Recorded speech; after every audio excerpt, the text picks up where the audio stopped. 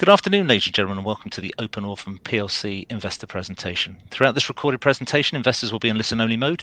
Questions are encouraged and can be submitted at any time using the Q&A tab situated on the right-hand corner of your screen. Please, as usual, just type in your questions at any time and press send. The company, of course, given the significant attendance on today's call, will not be able to answer every question it receives, although the company will review all questions submitted today and publish responses where it's appropriate to do so. Before we begin, we'd like to submit the following poll, and I'm sure the company will be most grateful for your participation as usual. And I'd now like to hand over to Cathal Friel, Chairman of ORPHAN. Good afternoon. Mark, thank you very much, and thanks to all our investors who have dialed in tonight to hear the joint presentation of myself and Mo sitting beside each other. So we've split the screens to make it less confusing. But yeah, so look, I'm delighted to have Mo here on board. It's been a lot of activity, a lot of changes in the last 2 years, all for the positive. I think we're at a stage now where we're a really grown-up company, and we need a really grown-up and experienced CEO. And Mo and I have worked together closely since mid-October. So we finally decided we could absolutely continue to build this company. And Mo is so happy to have him on board as a full-time CEO. And that allows me to make up lost time on these spin-outs. But let me come to that in a minute. So I'm going to have no excuses for not delivering spin-outs after tonight. So let's take you briefly on the presentation to refresh people where we are and what's been happening. First of all, and this is a key part, I think some days I don't believe it, can hardly believe it myself, but it's absolutely true. And Mo keeps reminding us, like, bear in mind, we took 2 small CROs that kind of lost their way, and we could say the Valley of Darkness, and we pulled them together. And guess what? Like, the vision is a reality. We are the de facto world leader in the testing of infectious and respiratory disease products using human challenge studies, addressing this very large growing infectious disease market. And let me remind that sometimes, as important, it's better to be a lucky general rather than a brave or a bright one. So I think where we are, we put these companies together. This was not the most sexy place, the infectious disease market. Being honest, it was kind of graveyard shift market for 30 years as big pharma just didn't develop vaccines, didn't develop antivirals, didn't develop things for respiratory infections. They were all after cancer. They were all after orphan diseases. Come the pandemic, suddenly every pharma company in the world, every government, every biotech needs to have an infectious disease product. Basically, deal with the current pandemic, to deal with the current chest infections, and to deal with future pandemics. So it's a fantastic place to be. And the beauty with us, we get paid regardless. We get paid for testing these products.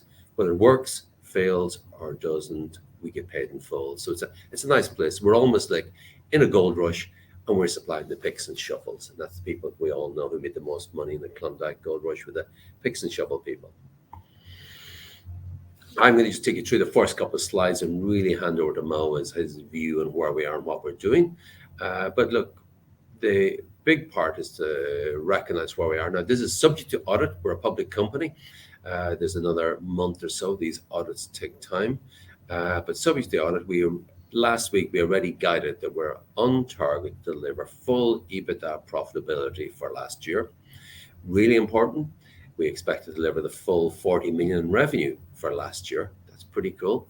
We also confirmed with cash and cash equivalents on the balance sheet of 15.6 million.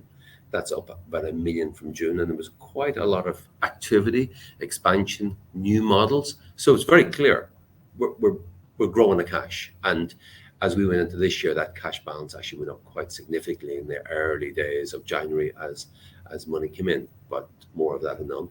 Really importantly, last year on the presentation, people say we announced a lot of studies, like we confirmed in December with 95% odd of this year's targets already contracted. And people were saying, oh, where the hell are you going to get all these extra beds? Well, guess what?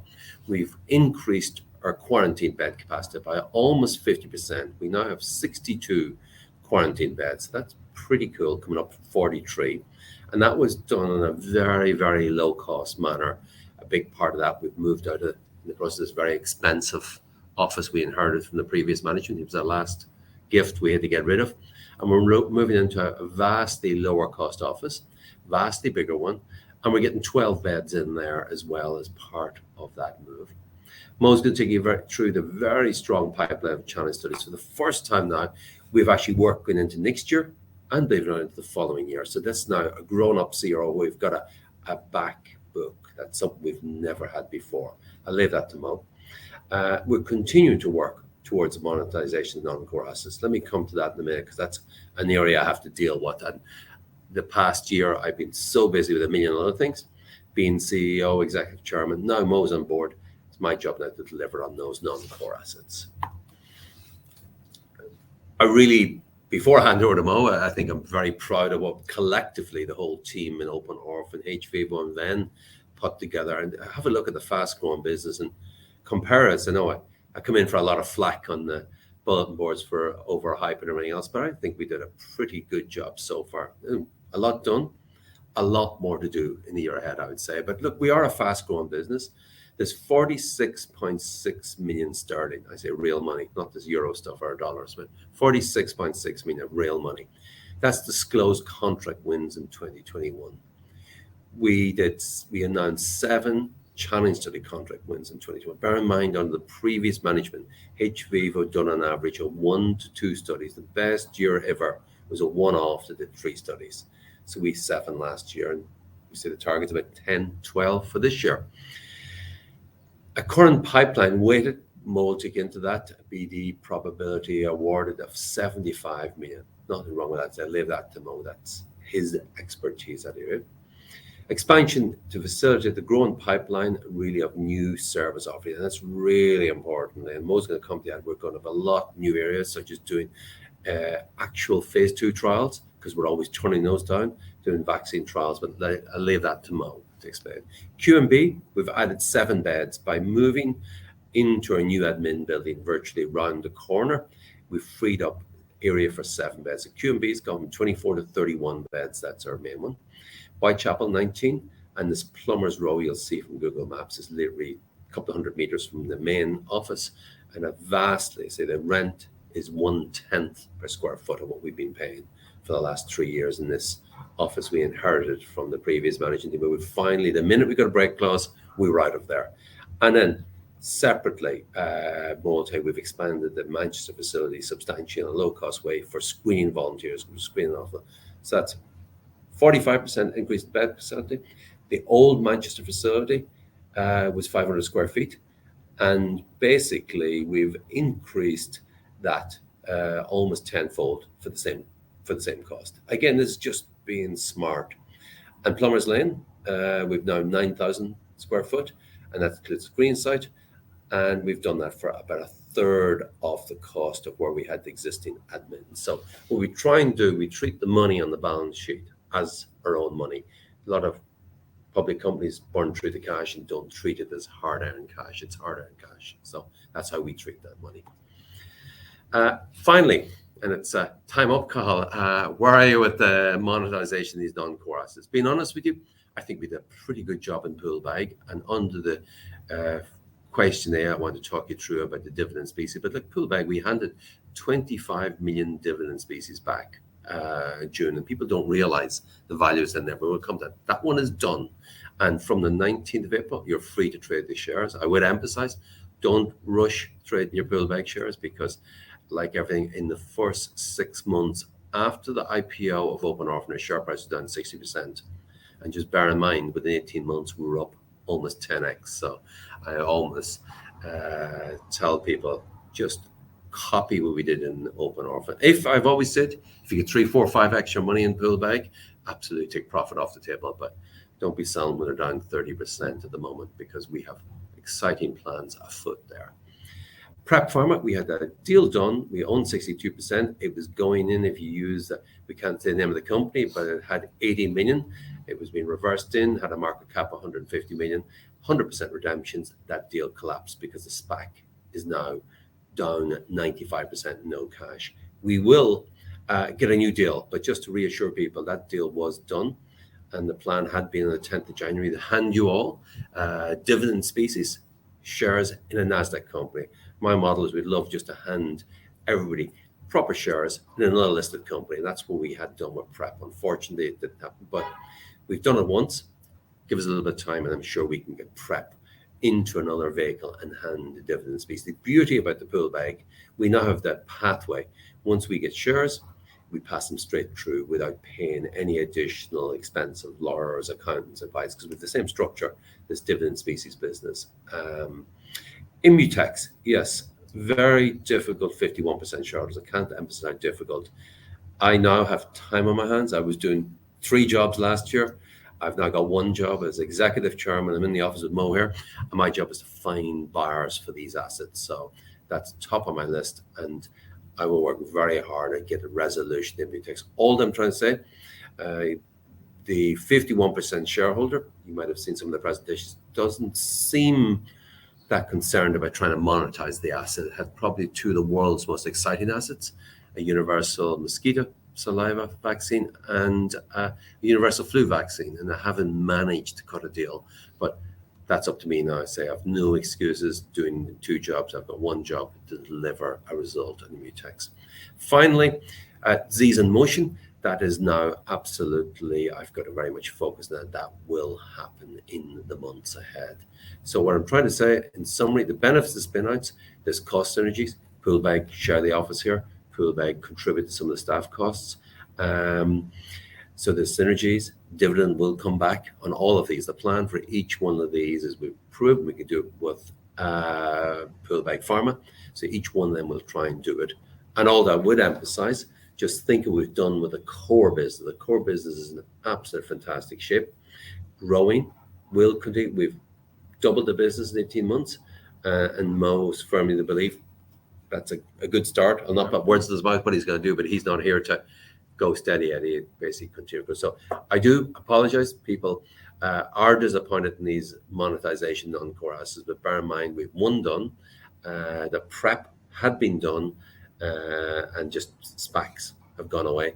But give us a bit more time, we'll deliver that, plus Immutex and Z's in motion. Anyway, I think it's time now to give me a summary. He's sitting here beside me, but Yaman Mokan, but known to all of us as Mokan.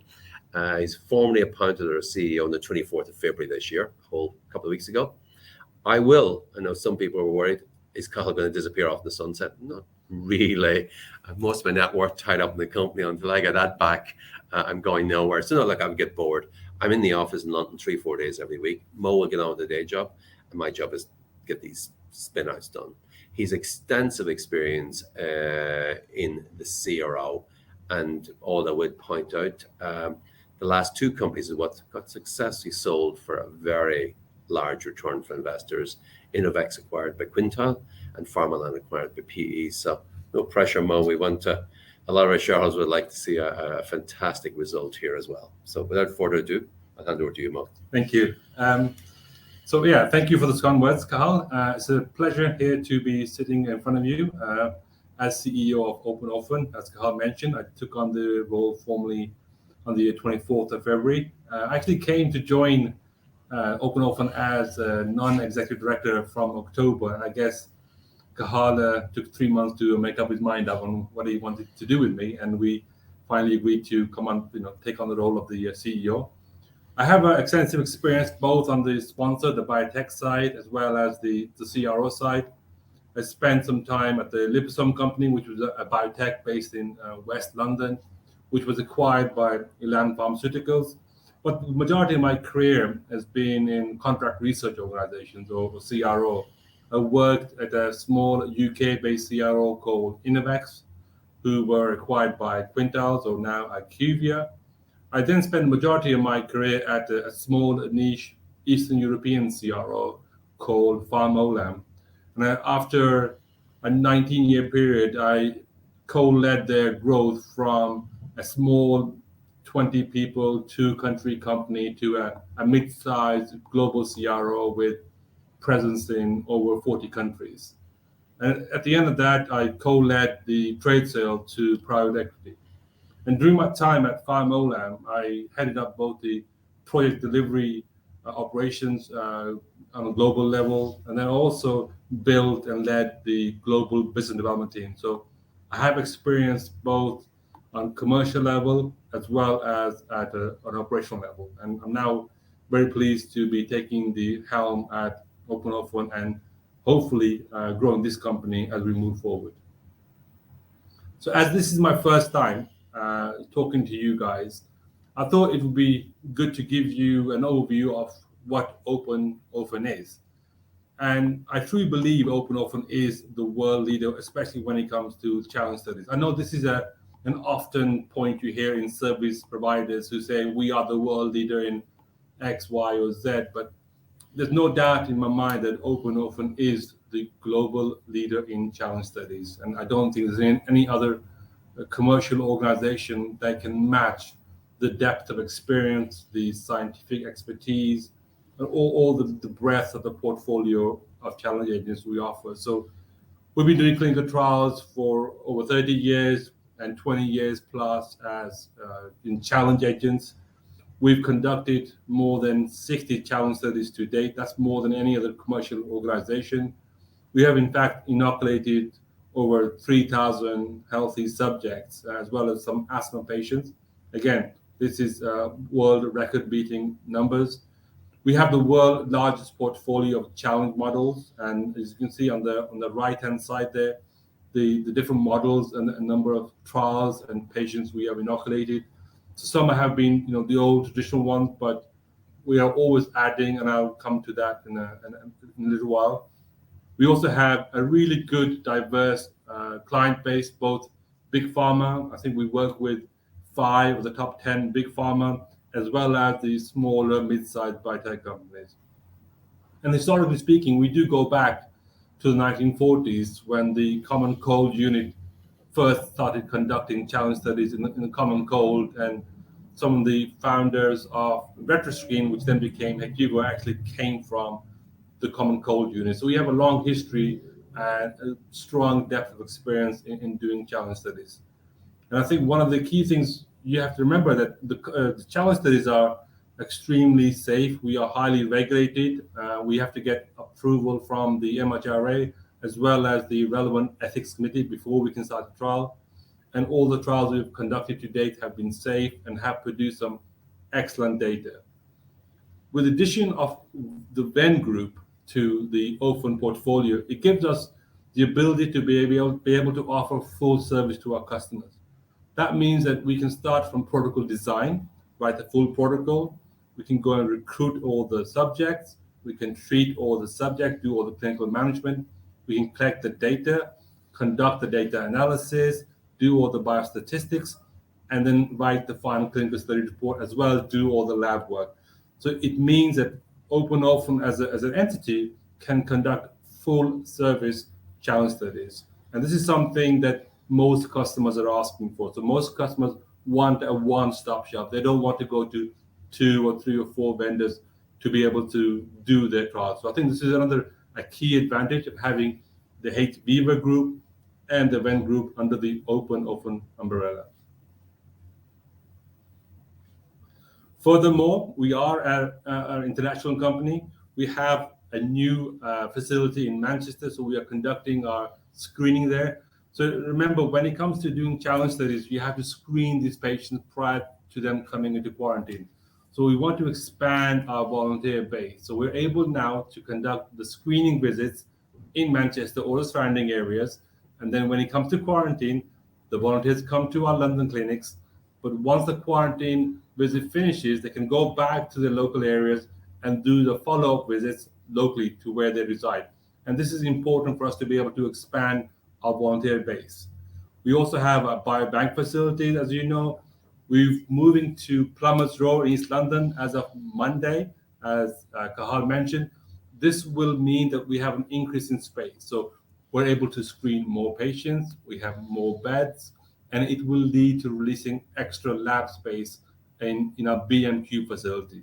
On top of that, the 2 Venn facilities, one in Breda in Netherlands, where we do preclinical. We also do what's called CMC, as well as clinical consulting. And then finally, we have an office in Paris, again, under the Venn umbrella, where we do biometrics. That basically means doing all the data management and the biostatistics for studies that we run. But also, our Venn Paris group also actually markets itself as standalone biometric studies locally to the French market. Anybody who knows anything about clinical trials knows that the major reason for delays in clinical trial delivery is patient or volunteer recruitment. 61% of trials that are delayed due to poor or delayed patient recruitment. But here again, I think Open Orphan has a world leader with the brand FluCamp. This brand has been utilized and nurtured over many, many years. We now advertise on social media, so you'll see us on Instagram, Facebook, Google AdWords, but also in the traditional press and radio too. And we're using our Manchester hub to expand that FluCamp brand. And with over 30 years of history, we currently have over 250,000 unique subjects in our FluCamp database. We aim to screen around 160,000 volunteers through our FluCamp database. That's more than ever, the highest in the history of Open Orphan. We now have the capacity to screen 1,000 subjects every week. And one of the key things you have to remember that when we do challenge studies, we have to ensure they're serosuitable. That means that these subjects cannot have antibodies against the virus agent that we are currently studying or working on.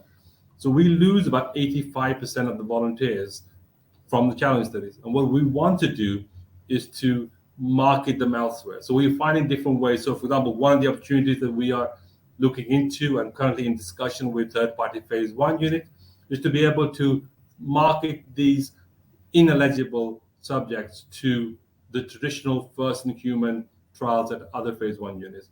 We also want to be able to open them to our own services. So for example, we are looking to build on non-first-in-human clinical trials in phase 1, such as bridging trials or even PK trials, and utilizing this 85% who are ineligible for the challenge studies to go into the phase 1. Similarly, we want them to be utilized in phase 2 environment, and that's something I'll talk about in the coming slides. So one of the key questions really is, why do people do challenge studies? Challenge studies are not your traditional phase 1, phase 2, phase 3, but they give you some real insight to the mechanism of action and whether your drug is effective or not. So some of the reasons I've listed here, but I'll pick out some key ones. So one of the reasons, for example, is that the results of a challenge studies could give you fast track or breakthrough designation when it comes to regulatory approval. This could potentially decrease your regulatory pathway by 2 years. And that's a long time when it comes to clinical trial development. And we've seen some recent press releases from past sponsors who have been awarded breakthrough partly due to the data that has come out of challenge studies. One of the key factors is that in the pharmaceutical development, there's a saying that if you got to fail fast to reduce waste. And challenge studies are a great way of finding whether your drug is efficacious on a small scale. So without having to do a full-blown field-based phase 2 trial across 40 or 50 sites, we can actually do that at a single site. And that's important. Another key factor, especially with the biotechs we work with, challenge study is a means and a way for our biotech companies to get into phase 2 very fast and very early. This could mean they get access to additional funding, increase their valuation, and potentially go to markets in such as NASDAQ, for example. They can also get a lot of savings by not going straight into a phase 2 or a phase 3 program and de-risking that by being able to find efficacy at a challenge study, expedite your go, no-go decision. I think that's key. We can also potentially reduce the number of patients you need in a phase 3 trial, thereby reducing cost and time. And one of the key things about challenge studies is that it's able to answer the question about the mechanism of action that are impossible in field-based trials. Remember, in challenge trials, you're able to study and get samples from patients just prior to inoculation and just post-inoculation. And that is really good timing and good data insight for our potential sponsors. Finally, in some cases, clients have been able to obtain approval for an emergency use authorization based purely on challenge studies. Now, these are exceptions, but these have happened. But as we're moving forward, we can see the interest in challenge studies is increasing. The The WHO has produced guidelines, and a lot of senior people in KOLs that we are working with are talking to us more and more about challenge trials. So what is the potential market? So the first graph on the left shows that there is a good steady increase in the number of phase 1 and phase 2 trials ongoing. Why is that important? Well, phase 1 is effectively our pipeline. So any phase 1 trials done in an ID or asthma or COPD could potentially go into a challenge trial arena that we can conduct. On the right-hand side, we solely focus on some of the key ID and respiratory trials. Again, we're seeing a consistent increase in number of trials being conducted in phase 1 or phase 1 stroke phase 2. Again, this does mean that we have an increased pipeline, and that's one of the reasons why we are looking to expand the number of beds we have, expand in recruitment, investing in new technology, for example, in tracking our new recruits using our FluCamp brand. I see I'm beginning to run out of time, so I will go through this quite quickly because I've heard from Cathal that you guys are very interested in the Q&A session. So, but I do want to talk about some of the ways we will grow OpenOrphan. So there's 3 different buckets that I put this into. So firstly, increasing our capacity and offering. The new facilities in London and Manchester will increase the number of subjects we can screen per day, per week. We can supplement recruitment for other CROs or sponsors who are slow or behind on the recruitment. We can conduct non-first-in-human phase 1 trials. We talk about the field-based phase 2 trials in certain indications, for example, in asthma or, for example, in vaccine that we can conduct. We can also act as a clinical site in multinational, multi-site studies. So you could have a CRO or a sponsor conducting an international trial in asthma or vaccine, and we could be part of that as a site contributing to their patients. Increased capacity in the recruitment area means that we can enroll more patients. We're also looking at some cross-selling opportunities between Ven and hVIVO. Challenge studies will remain our core business, and this is something we also will modernize and grow. So we have the STRIVE project going on internally, which is a survey used to identify new viruses and build new viral challenges. We've expanded into parasites via the malaria model, which is now live, and we are marketing this across the globe and have some key workshops next month. We're looking to make the most out of a COVID-19 study that we have done in the past, last year, and we're always looking at other opportunities that we can utilize in the challenge model. On the laboratory side, with the new facilities in Plumbers Row, it means we have additional space for our labs to expand to. We will have increase in biomarker and molecular testing capabilities. We manufactured majority of the virus models that we use, and this is something we will continue to do, and we're building a number of new models this year. And finally, we will be looking at CAP and UCAS accreditation for laboratory facilities so that we can sell them to third parties. The final slide for me in the main talk really focusing on some of the key numbers. I'm a metric-driven person. I'm a scientist at heart, and I think these are some of the key numbers that I like to measure our performance and how well we're doing. So we are a rapidly growing company. We had projected revenue of £14 million last year, and we still our guidance that we will definitely hit that. Of course, these are pre-audit numbers. We are projected to hit 50 million this year of non-COVID revenue. We have a good amount of cash. We are in a very good cash position as of end of last year. We are the leader in human challenge trials. I've talked about this, the number of trials we've done, the number of models we have, the amount of investment that has been put in place in the last 20 years in building these models. And one of the key take-home messages here is that not only do you need the facilities and the resources, but you need to invest a lot of money and effort into building the challenge model. So the hurdle to market entry is really quite high. On the operational excellence side, well, we screened 84,000 new subjects last year. But the great thing about challenge studies is their value is around between 5 to 10 million pounds. And the revenue generation period is under a year. a challenge study typically completes between 8 to 10 months. So you can recognize all the revenue on a challenge study under a 10-month period, which is great news for us. And how are we positioned for future growth? Well, we've hugely increased our bed capacity, which is a key component of driving revenue. We completed 86,000 lab samples last year. We will be higher than that this year. And the weighted pipeline. So just to kind of explain that a little bit for those of you who are not aware of what is weighted pipeline. So from our business development and sales activities, we have a pipeline of future work that's currently unsigned. It's not awarded. And what we do is we assign a probability to each project. And then we basically multiply the total value of a project by the probability factor of how well we think we will do in getting that study on board. And that equals £75 million. And that is the highest it has been in the history of OpenOffer. That's my final slide. Thank you. So now we will go through the Q&A. So we've got a number of questions from the audience. So I'll go through some of them myself and then hand some over to Cathal. The first question is the appointment of Yamin Mokan as CEO a good move? Is he awarded any free shares in OpenOffer?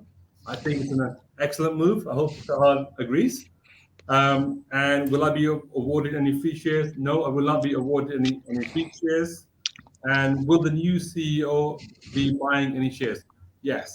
As you guys know, I'm restricted to a certain time window. And when that window opens up, I do intend to buy shares in the company. I truly believe I need to be part of the company and aligned with my shareholders. And that's important. Actually, sorry, folks, Mo, I'm just jumping in. I think Mark or somebody, there's only two mics. There's one here. Mark, maybe check there's a live mic maybe at your end that there's a good bit of noise in the background there. I think people can hear it. So just in case, we're sharing our laptop, so we know we've only one live mic between us. Anyway, that perfect. It's gone again. The background noise is gone. Over to you again, Mo. Okay. The second bucket of questions is on facilities. So this is a two-part question. Are you able to recruit enough healthy people to meet all your current and potential facilities in London? The answer is yes. With the flu camp and the initiatives we have on the marketing and recruiting, we invest a lot of time and effort. We actually have got a new software that we implemented in January, in fact, which basically means that now volunteers can make appointments for themselves, and we can track them through the volunteer journey, which is important to us. So, in fact, we believe that we can recruit so many that we are now looking to market these volunteers to third parties, such as phase 1 units. The second part of the question is, you have suggested the most efficient way to expand is in your existing facilities in Whitechapel. Isn't this likely to cause problem with sufficient recruitment? Well, not really, because we are expanding to increase our screening facilities. London is a large, diverse city, so it has a really good patient population pool that we need to tap in, and we're nowhere near saturation. But in addition to that, we've also opened up our Manchester facility. So that gives us access to an additional patient or subject pool that we can utilize for future challenge studies too. Are you expecting any work from the UK government in 2022? I'm not expecting any direct work from the government, but I do expect for the COVID work to follow on, but that will come from commercial organizations rather than non-profit or any government organization. The next question is a three-part question. Is the company seeing any signs of new contracts or repeat contracts work for 2023? Yes, we are. In fact, we are already placing trials into our quarantine clinic for 2023. So we've had a good amount of demand coming from our customers, and some of the studies that are currently ongoing will run from 22 into 23, and other new studies will go into 2023 alone. How close is the company hitting 100% contract target for 2022? We're pretty close. We're very confident that will happen. Are you expecting new contract wins anytime soon? Absolutely. We are expecting some new contracts soon. I ask for a little bit more patience and watch this space. We will be making some announcements in the coming months. Okay, on to second page. Are there new challenge models being worked on and now in March 2022? Absolutely, we have to move with the time. We can't stand still. I said we are the world leader, but that doesn't mean we can rest on our laurels. We need to keep moving with the market, come up with new innovative models. We've just completed the malaria model. That's one of our first non-viral models. But even into Q2, Q3, we will be looking to build additional models in different viral indications. Now that Omicron is seen as less potent, will Big Pharma pull back on investing in infectious disease solutions? Well, I don't think they will. The current market states otherwise. We've seen a strong interest in COVID. There are currently 400 ongoing phase 1 trials in COVID-19. So these are phase 1, very early trials. So it shows that the interest is still strong. And we expect the infectious disease market to grow into excess of 250 billion by 2025. Next bucket is COVID. Where are you with COVID contracts? Well, we are currently negotiating with multiple customers on that. As you know, we completed the COVID dosing trial last year. That will be published in Nature Medicine this month, in fact. And I expect us to see a lot more interest after that. But even already, we have published some of the data already. We've seen a lot more interest, and we expect to be doing more COVID work this year and next year. Next bucket talks about financial position. So what is the current cash position? If healthy, when can shareholders expect a dividend? As of end of last year, pre-audit, we've shown 15.6 million pounds in cash. So it's a great place to be, especially for an AIM company. I think we're one of the healthier companies on the market. And all options are currently on the table as to what we would do with this cash in the coming months. For year 2022, non-COVID revenue target of 50 million. It was previously stated that the majority is already secured. Is this still the case?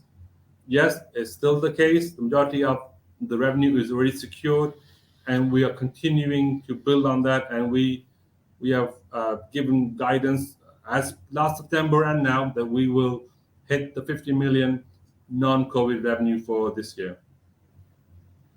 The next one is a two-part question. In recent presentation, you said there was a 75 million weighted pipeline of contracts. Can you clarify that? I hope my presentation clarified that. Are any of the 75 million included in the 95% 22 secure revenue? No. So the difference between the 95% we mentioned earlier, that's signed work. The 75 million of the weighted pipeline, that's unsigned work currently in the sales pipeline. So those are two different categories. On communication, questions have been raised via investor relations as directed on the Open website, not responded to. Why not? I think this is one for you. Okay, Carl. maybe it's time give Mo a hand here. Not normally this quiet. This is the new Carl. He's got to focus on the spin outs while Mo does the hard job of running the business. So communication, yeah. The question is why people look. Generally, as a company, I think even tonight we've got every pre-submitted question in, and there's been another 40. We're going to have a cracking answer and everything.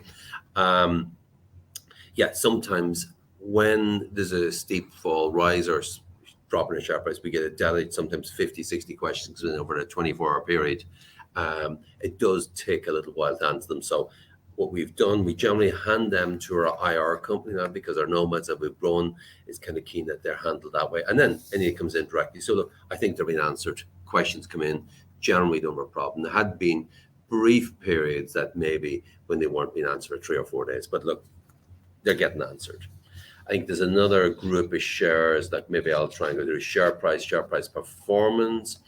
What has happened to the share price? I'm thinking of selling.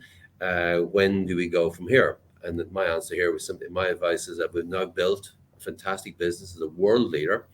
And we're one of the few companies on AIM that's subject to an audit that's going to do the 40 million last year. And we're on target to do 50 plus this year. We're absolutely profitable. People say, what's EBITDA profit? We are profitable. The cash pile is growing. with huge expansion plans on all fronts. So I personally have a huge part of my net worth tied up in the company, and I remain exceptionally optimistic of the prospects, particularly now. There's two broad sets of shoulders here to build it going forward. We've done a lot on our own, myself and a couple of colleagues. So Mo is the expert in this field, so I think we have a lot more to do. Thus, in answer to that question, I would say, show me any other company on AIM that has better credentials to invest your money. Yes, the share price is not what we wanted. I bought a lot of shares, £300,000 at 27p last year. I'm not in the slightly worried because I know that's a very safe investment. So I think, yes, it's disappointing the shares are down.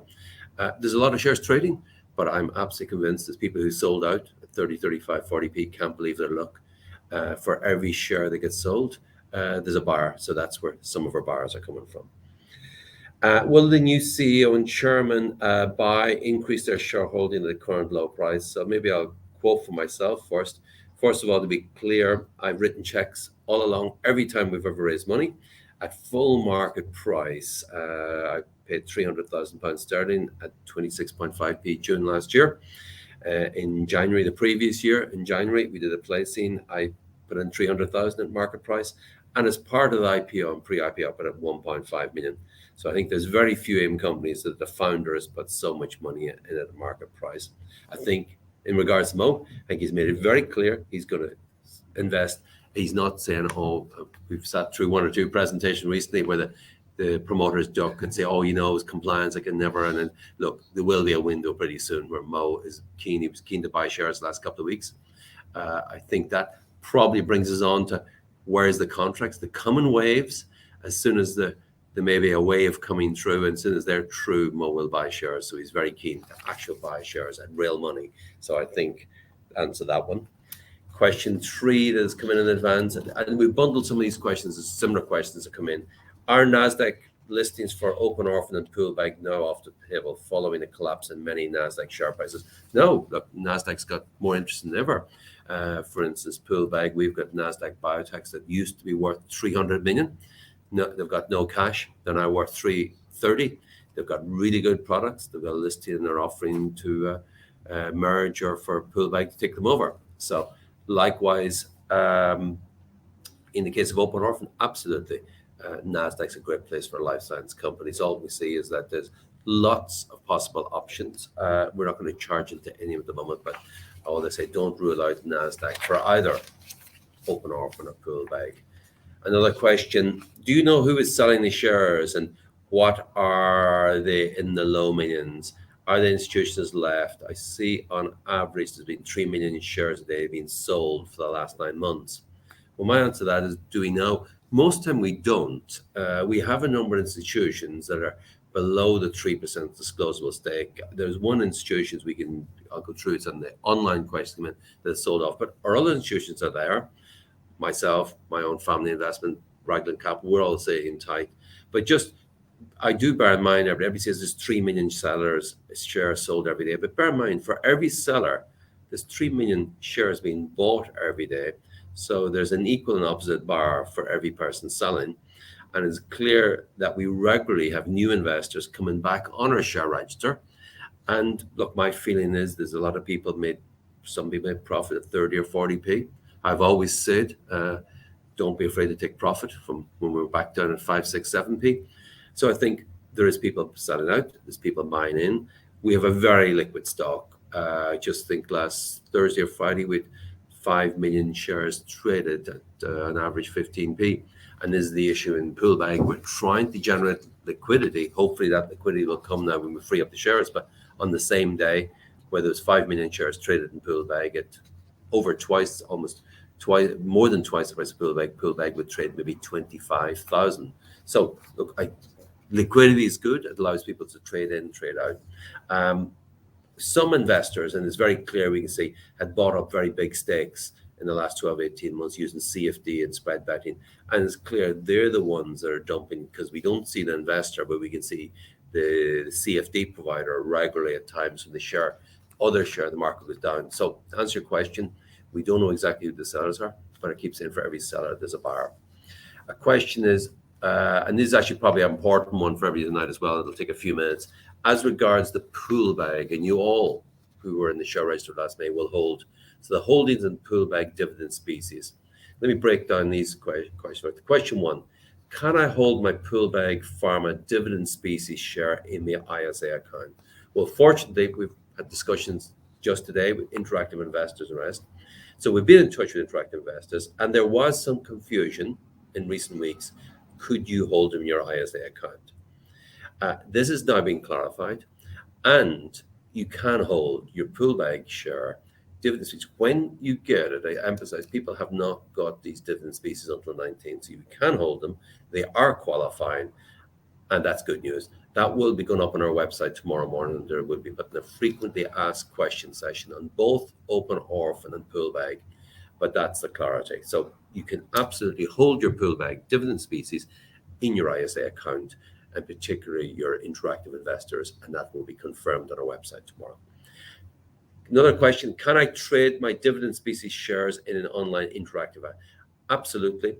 First of all, you can't trade them at the moment because you don't have them, and nobody has the dividend species shares. When they're released, you can trade them anywhere you like. They'll come through Crest, they'll come through whatever form, so they will, no problem. If they're ISA, you can trade them in your ISA account, so there's no issue. So this will be clarified tomorrow. Question 3, what tax will I pay on my pool bag dividend species shares? So if you hold them in an ISA, for instance, you hold open orphan shares in ISA, you will now have got income on your open orphan share that you held back in last May. The income happens to be a dividend instead of cash dividend. It's a share dividend. So your pool bag share will go in. Within your ISA, there's absolutely no tax you will pay. So there's no capital gains, no incomes if it's an ISA. If you're a UK resident and you held your open orphan shares day 1 in your personal account or other vehicle, the good news is, we've always said, we had advance clearance from the HMRC that you have no income tax, and the only tax you will pay is capital gains tax. You will only pay the capital gains tax if and when you sell your pool bag shares, and so you won't get them till after the 19th. They will be distributed for the 19th April on, and then you're free to sell them. But my suggestion is, if you watch what happened to Open Orphan, the first 6-9 months, our share price went down by 50-60%, and the following 18 months, they went up 5, 6, 7, 8, 9, almost 10x. So we would advocate our pool bag dividend species shareholders, bear with us and see, can we repeat history. Next question, if my pool bag shares are in my own name, what is the base cost for the capital gains purpose? So no base cost, no relevance in ISA, so you won't have tax. But if in your personal name, the base cost for your pool bag, well, you didn't pay anything for them, so your base cost will be 0. So for capital gains tax purposes, your pool bag share, if you got them in your personal name through Open Orphan, you will unfortunately pay capital gains on the full consideration. As I say, these shares were rewarded virtually free and such the full capital gains. Please note, there will be no capital gains or other tax due until the seller actually sells the shares. So while you sit on them, they're a tax-free asset. Another question, the market feels that Open Orphan dividend species shares are going to create an overhang in the pool bag share price. What are you doing to mitigate that? Let's be honest, we're not hanging around. We're doing lots of things. We announced we're having an over-the-counter premium listing, the same listing that Vodafone and Danone has. That's underway. We're seeking permission at the general meeting. This was published on the 4th of April, that the company may be in a position, this pool bag, to use some of its 21 million to buy back some shares and or pay a dividend. The reason we're not doing that, and again, I can almost see the question, well, why are you not doing that in Open Orphan? Well, the reason we're not doing that is that Open Orphan, with vastly bigger daily trading and liquidity. So if we were going into the market to try and buy shares, we could throw an awful lot more to buy them back. Whereas pool bag is tiny, we can deploy a small bit of cash to buy back shares in pool bag. Bear in mind, 25,000 shares traded a day at 6-7p. If we invest a couple 100,000, we could really drive the pool bag share price up very substantially. We couldn't do that in Open Orphan. But we have guided in Open Orphan, and we have very good plans and ideas for that cash. So all I can say is, for the moment, we would like to sit on the cash, and we want you to trust us with us. We're not burning through it. It's not going to go to waste. And we've got a particularly good idea for that cash, more to be said at another time. On the spin-outs, I'm conscious of time as well, but a lot of questions have come in on the online. But let me go through the spin-outs, because I think that's one area that Mo's been inundated, and he says, right, you take care of these. So first question on the spin-outs that came in advance. Any updates on future spin-outs and timing? Well, be perfectly honest, as I said at the start, I've had a horrendously busy, if people bear with me, we're a tiny team the last 2-3 years, and it's only starting now. I will ensure we're off target the spin-outs, but the plan is let's get cracking, try and make them happen in the months ahead. So that's all I'm going to say. I've got lots of time on my hands now. I'm 100% focused on delivering the spin-outs. Another question, why is Seek Immutech still not able to announce progress on the 2 key assets that Open Orphan has a 49% stake? Well, I would love some of you to ask that to the management team of the Seek Group, because I'm struggling to answer the same question. And all that I can say, we found the Seek Group very difficult to engage with. I can hear the lawsuit coming. And it's surprising and disappointing to us that they have not managed to commercialize these exciting assets. That's all I'll say. But guess what? I have a lot of free time on my hands, so I'll be trying to shift that Immutech's asset very soon. Another question, if it's difficult to spin off Disease in Motion, why not put it into a subsidiary company? And I would answer, good point. What's that space? Disease in Motion could start moving sooner than expected. That's all I can say. What are the barriers for Immutech's and Prep Biopharma spin-outs? Market conditions being adverse to something else. We said Prep was done. The Nasdaq SPAC collapsed on us, so at least we still retain the assets. We will do it again. We won't go to a SPAC. SPACs are toxic at this stage. So we'll put it into a normal. There's over 100 Nasdaq companies in life science trading below cash. So we will do our best to put Prep in, get Nasdaq shares, and pass them to your shareholders via dividend specie, and you can decide what to do with those shares then. Can you not use some of your cash pile to buy out the difficult 51% shareholder, Seek Group in Immutech? Because Open Orphan certainly seems to be able to move faster and commercialize things much faster than the management team in Immutech. Yeah, that's a good point. So I don't think we're going to spend our cash that way. But as I say, I've got time and effort and interest now to sort the Immutech situation out. So bear with us now. That's the advanced questions. I'm just trying to look how many more. We've got a lot of online ones. Let me probably actually do these here easier. We can read them here. So how about we just take them, we'll alter them over and back. Some of these, there's a lot of repeats. So yeah, that one. First, I'll just take them to the top actually. They're coming in at, we'll do them reverse. Or this one just came in there now. 634 from Harry G. I guess one for you, Mo. Is that way? Is your weighted current pipeline annualized? If not, over what period is this pipeline expected to deliver? So it's not annualized. It's based on our total pipeline in the sales pipeline, and that will depend on when each study will close, when the clients are expecting to start in kicking off the clinical trial. Do Open Orphan have any Russian, Ukrainian clients that we won't be expecting more revenue from in the future? Well, it is very unfortunate and horrific what's happening in that region. But for Open Orphan, we have no customers or clients or employees from that region, so it won't impact us directly. Have you thought about buying challenge models of universities or research associations, small fee, and expand the portfolio greatly? Well, we have a very strong scientific expertise. We are very careful and strict about the purity and the infectivity of the challenge models we manufacture, so we keep that in-house. In addition, not all universities produce their models according to good manufacturing practice, GMP, so we need to be careful, and we have the expertise and the know-how to do this internally. And in fact, a lot of the cases, it's sponsored by our clients too, so it's not something we would be looking to outsource. Why does it take nearly 6 months to announce the audited final results, as many companies are able to complete theirs in 3 to 4 months? Hopefully, we can beat the 6 months. So watch this space. Something we look, it's a challenge. So we look to beat that. It has been noted that North Thornbridge Investment Management sold down their remaining holdings at the start of March. while not a cornerstone investor for ORF. What is the feedback from your remaining institutional investors, especially giving the share price performance in the last 52 weeks? What is the interest like from other institutional players not currently holding? I'd probably answer that. So maybe on I think the question is 6 months. Sorry, I was looking at it. Yeah, look, we will get it out.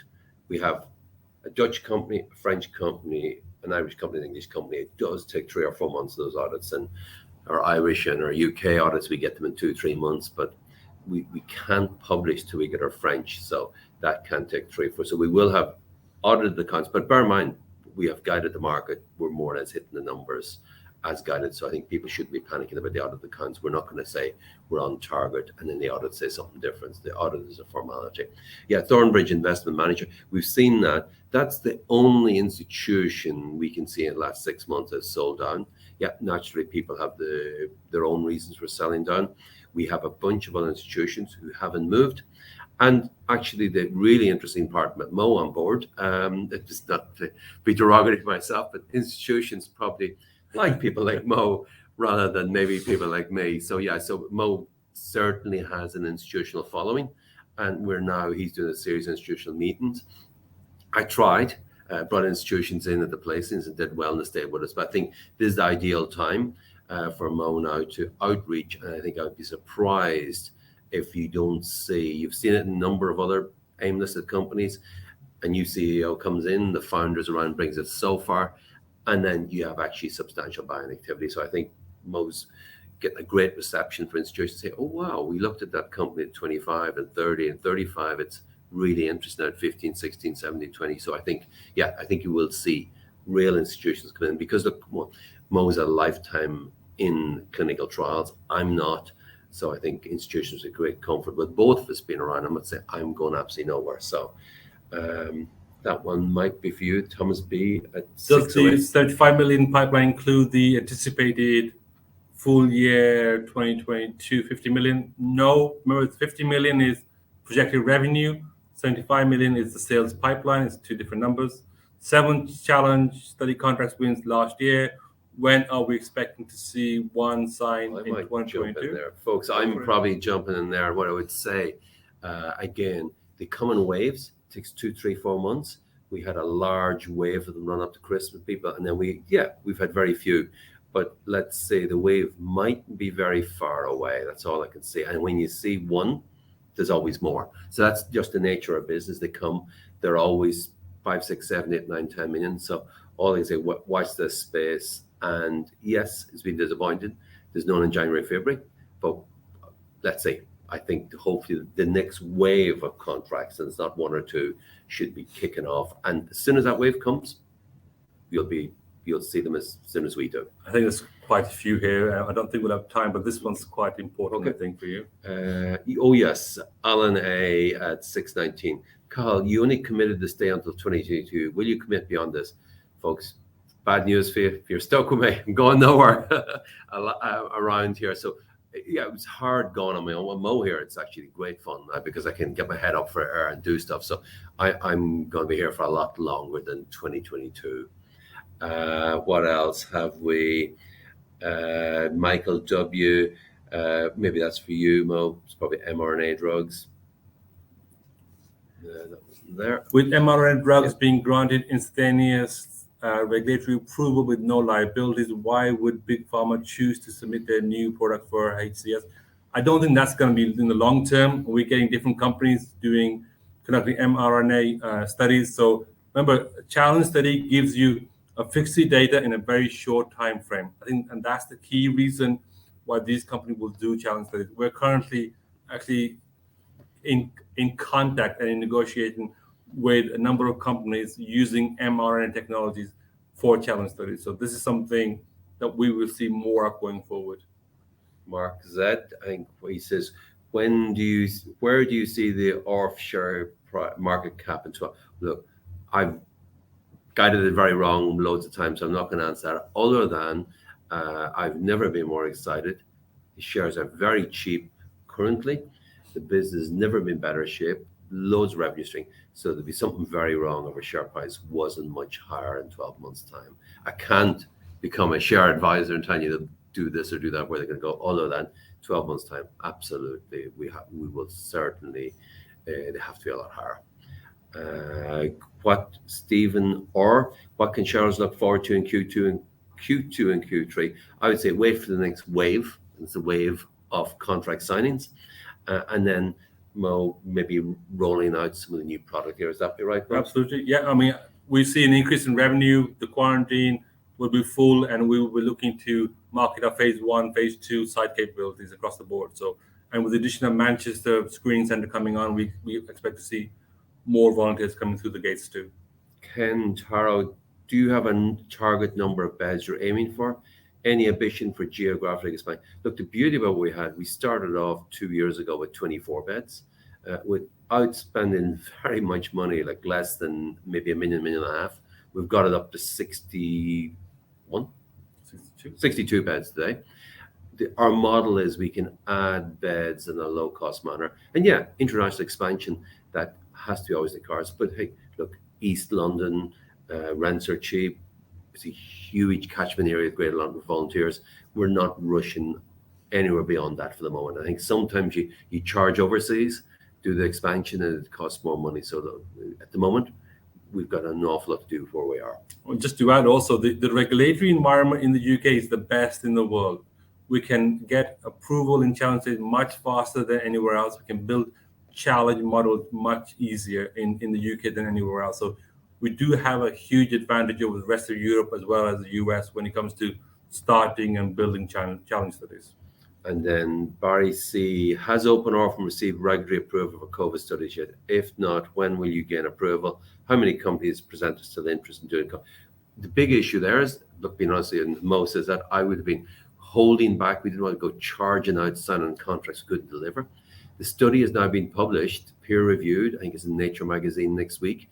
And that reassures our customer this is a safe study. The government pumped prime but got it going. So yeah, a key part of our delivery this year will be doing COVID challenge studies. We're guiding it. That will be on top of what we're guiding the 50-odd million for this year.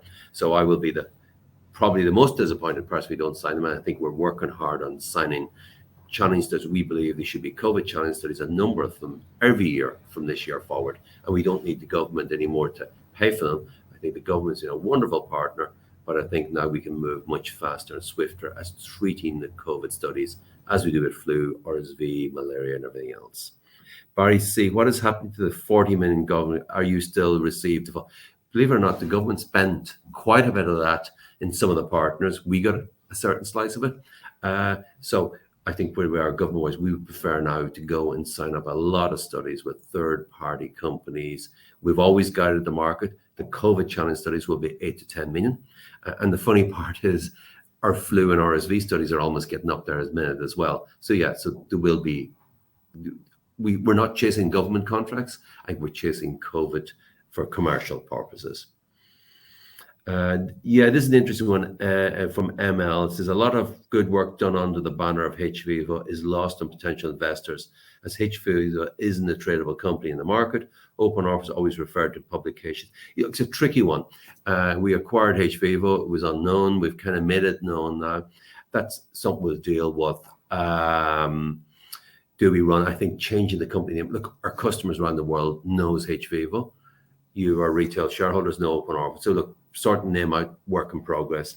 Kieran R. Cahill, are you still locked into Open Orphan some years to come? Are you looking to sell Open Orphan? Absolutely no. The problem of being a director, if you know what'll happen, I have to declare it, and the share price will certainly collapse. So no, the only time I'm doing is potentially buying shares. I'm not really, and absolutely no plans on selling Open Orphan shares. So I'm going to reassure that there's no need to lock me in. But while you're a director, if a director sells, I think that's a sign for everybody to get out. So I think the only time is Mo will be buying shares. And I think if you see me selling shares, I would, in Open Orphan, if I sell shares, I think the stampede will come pretty heavy. So absolutely no intention of selling any shares in Open Orphan. Next one, Greg W. Given human challenge, what is your institutional investors? Yeah, again, I think, look, institutional investors, I think we're getting there.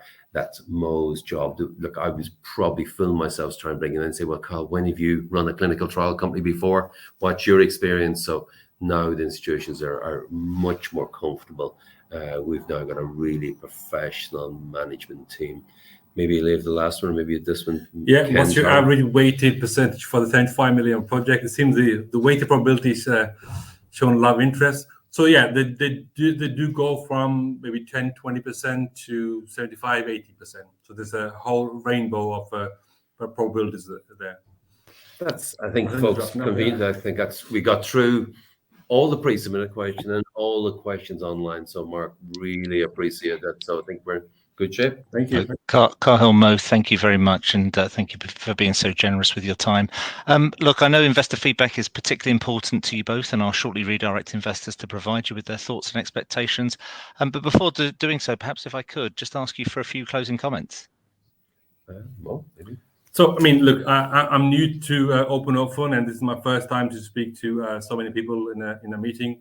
I'm very excited, very honored to be here. From the outside, when I first talked to Cathal, I was wondering whether it's actually ethical to do these challenge studies by inoculating, healthy volunteers with the viral challenge model. But now, having read up and looked at the benefits of these trials, I'm kind of amazed why not all of these ID companies that are doing research in antivirals and vaccine, why aren't they all doing it? So that's one of my key goals, is try to educate smaller biotechs and other big pharma to make them understand the benefits and the speed with which we can get really useful results. And I think on the back of that, I expect us to grow across the board, across all the businesses, and then also build the new service lines. We talked about the phase 1 and the phase 2 and the site abilities. And then together with the Venn Life Sciences and hVIVO, I think build a world-leading full-service CRO as an enterprise, which I think will be hugely benefit to all of us. And yeah, I'm very optimistic for the future. I think that's great. Cathal, Mo, thank you very much indeed for your time, and thank you once again to all the investors for their participation and the questions that they submitted. Could I please ask investors not to close this session, as we'll now automatically redirect you for the opportunity to provide your feedback in order that the company can better understand your views and expectations. This will only take a few moments to complete, but I'm sure will be greatly appreciated by the company. On behalf of the management team of Open Orphan PLC, we'd like to thank you for attending today's presentation. That now concludes today's session, and good evening to you all.